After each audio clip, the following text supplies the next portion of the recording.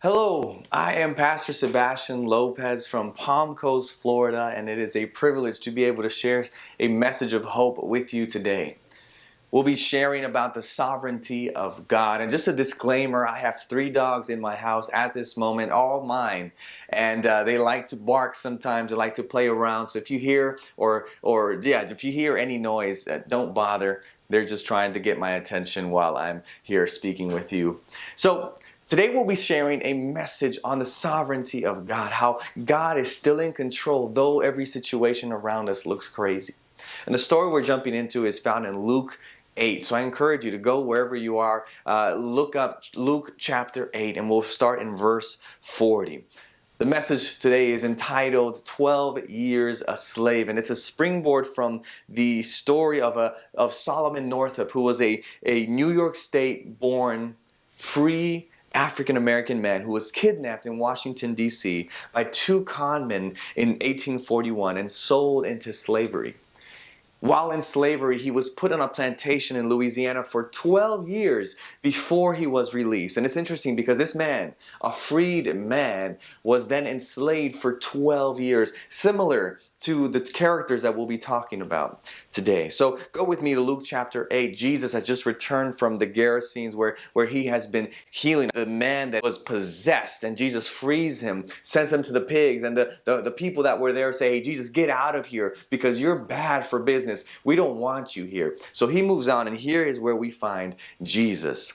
In verse 40 of Luke chapter 8, it says, now when Jesus returned, the crowd welcomed him, and they were all waiting for him, right? As always, Jesus crowded with people around him, seeking a word or seeking to be healed by him. Verse 41, we see this. It says, and there came a man named Jairus, who was a ruler of the synagogue, and falling at Jesus' feet, he implored him to come to his house. So this man, kind of like a modern day pastor, comes to Jesus with the predicament, I need you to come to my house. We don't know what's going on yet. So we continue in verse 42. For he had an only daughter, his only daughter, about 12 years old, 12 years of age. She was dying. As Jesus went, the people pressed around him. So this man, this influential person in the city, in the synagogue, in the community, comes and falls at the feet of Jesus and say, please, Jesus, I need you. I'm in a desperate situation. I don't know how many of you today at this moment feel this way. Maybe you're coming to Jesus as Jairus did. Look, Jesus, my only daughter, she's only 12. She's dying. I need you to hurry, please. My baby needs you. My daughter needs you. And maybe today you're feeling the same way. You're probably saying, hey, Jesus, my project needs you. My job needs you. My family needs you. My health, it needs you, Jesus. My bank account, God knows, needs you. That's the predicament that Jairus finds himself in. So Jesus is making his way towards Jairus' house when we're shown in the text a different situation. Verse 43, and there was a woman now who had a discharge of blood for 12 years. Interestingly, the same amount of time and the same age, the same length of time as the daughter of Jairus. She had a blood discharge for 12 years, and though she had spent all her living on physicians, all her money trying to figure out what was going on, she could not be healed by anyone. So there's this woman that appears, right? And she's been like this, in this condition of nonstop bleeding for 12 years, and nowhere that she can go, no person can tell her what is going on. And so in verse 44 we read, she came up behind him and touched he touched Jesus, the fringe of his garment, and immediately her discharge of blood ceased. What I found crazy here is how intense this woman was seeking after God. Jesus is on the way to go and heal and help the situation of Jairus. And at that time, another situation comes, steamrolling into that moment. And it's this woman that needs the help of Jesus because no one else, no physician, no other cure is found to heal her. And for 12 years, she's been struggling to find out and figure out, how can I be healed? And she fights and she figures out that it's Jesus that can heal her. And what's amazing at the same time, this idea of touching Jesus, right? If you look at the Old Testament, right? According to Jewish tradition, if this woman touched anyone, she imparted her uncleanliness to them, an uncleanliness that would not allow them to take part in any aspect of Israel's worship. She would have been considered unclean and would have been ostracized from the community. But she was desperate, and as we know, desperate times call for desperate measures, and Jesus was her final shot. She didn't even notice, she didn't even need an audience. She just needed a touch, right? She just needed I just need to touch his hem, just his garment. If I just touch his garment, I believe that I will be healed. See, Jairus wanted all of Jesus' attention. He was lacking faith, unlike other people that encountered Jesus in the New Testament. But this woman believed that a single touch would do. A single grab of the clothing would suffice. And the reality is that there's people in our community, people around us, maybe it's you listening to this video, that just want a little Jesus. And if only they could have just a little bit of Jesus, they would be satisfied. And we need to be able to give them Jesus. So in verse 44, as we read, right, immediately as she touches him, the blood stops. And I'm sure it was a foreign feeling for this woman who had perpetually been bleeding and discharging blood.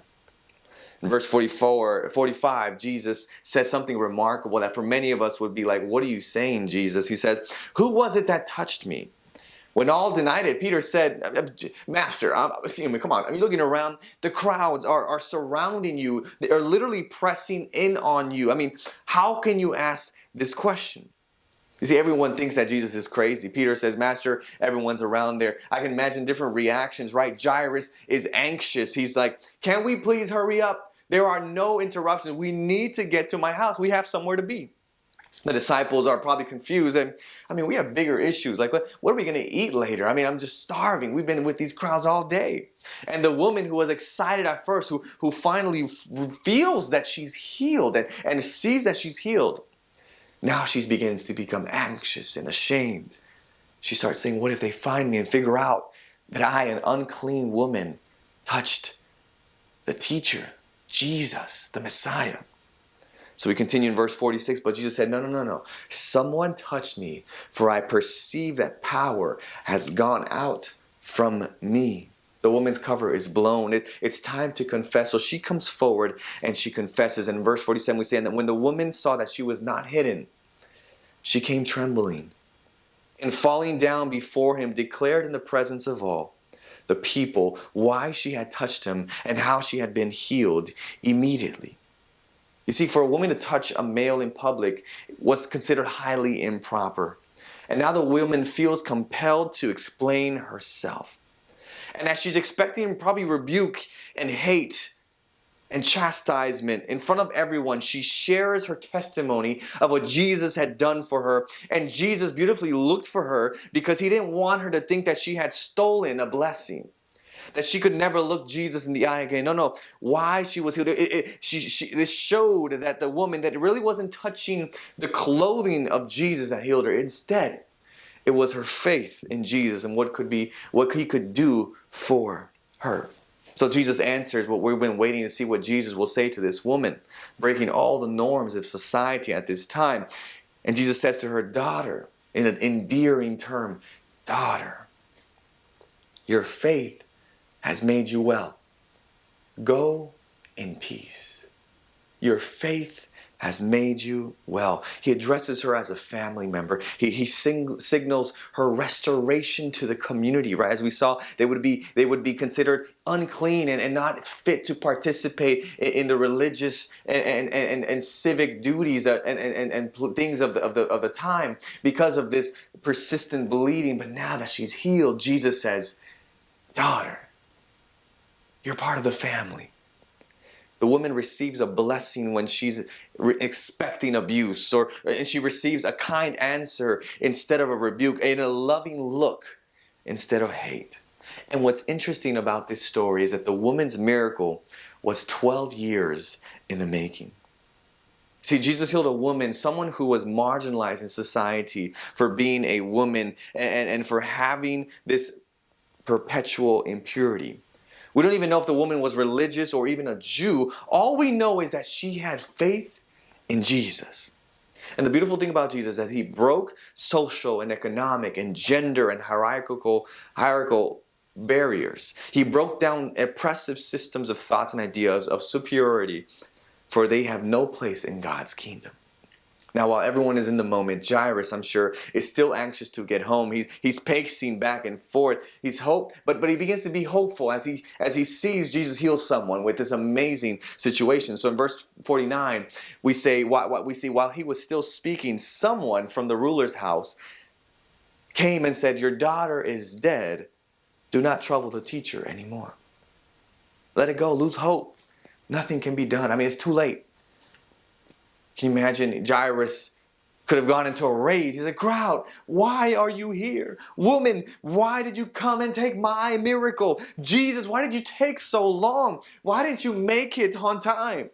And my question for you today is, well, what do you do when your faith doesn't match your reality? When as Jairus, your situation doesn't match God's goodness. When your peace is thwarted by your confusion. When your joy is hindered by your problems. When your strength is diminished by your circumstances. When your hope is rocked by the winds and waves of doubt. When your blessing is late. When the answer to your prayer is delayed. When God doesn't show up on time. What do? Well, you see, the beautiful thing here is that God is always listening. Because before Jairus can utter a word back to the messenger, Jesus speaks up. It says in verse 50, "But Jesus, on hearing this, answered him, 'Do not fear, only believe, and she will be well.'" Don't be afraid, just believe, and she's going to be healed. Because even though his promise doesn't match your reality, you're called to believe.